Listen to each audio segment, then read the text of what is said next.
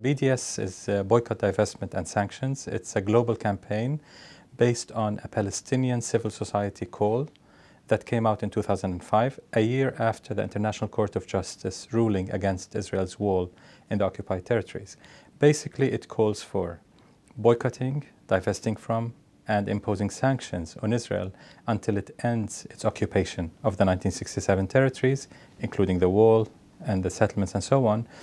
The second demand is to end its system of racial discrimination inside Israel itself against the Palestinian citizens of Israel. The third and foremost demand is to recognize and enable the right of return for Palestinian refugees. The BDS call's main achievement is to bring back the basic human rights under international law of the entire Palestinian people to the fore. And that was the main achievement. We've built a network over the last five and a half years, a global network of social movements, trade unions, women's unions, faith-based communities and students groups and so on, that have been empowered by BDS and that know now how to stand in solidarity with Palestine in a very effective and morally consistent way. The rationale is that the international community, so to speak, under the hegemony of the US and the EU bureaucracy, has failed miserably to hold Israel accountable to international law.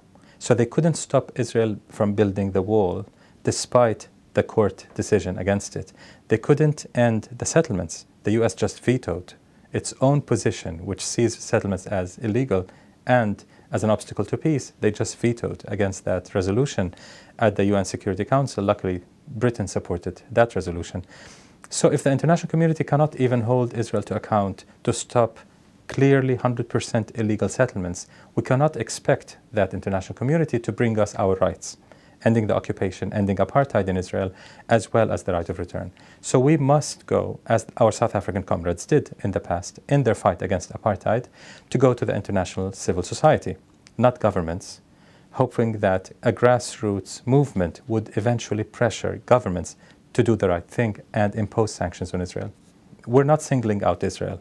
It's the Western governments, the US, the UK, Western Europe, are the ones singling out Israel by providing so much support, unchecked support to Israel, unconditional support in all forms, military, intelligence, economic, academic, cultural, every kind of support to Israel in the tune of billions and billions of dollars every single year, and ignoring Israel's massive record of human rights violations, including caste-led, where more than 1,500 Palestinians were killed in Gaza, predominantly civilians, tens of thousands injured, houses destroyed, mosques, schools, UN, and so on.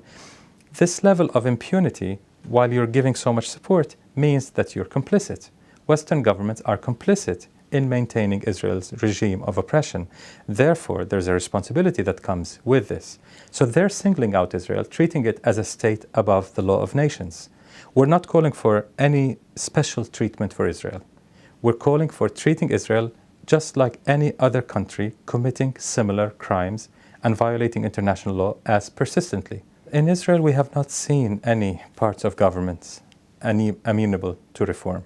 The entire Israeli government is on the very far right, including some fascist elements, and there is no way, absolutely no way, to make it move in the right direction and to concede on Palestinian rights without massive pressure.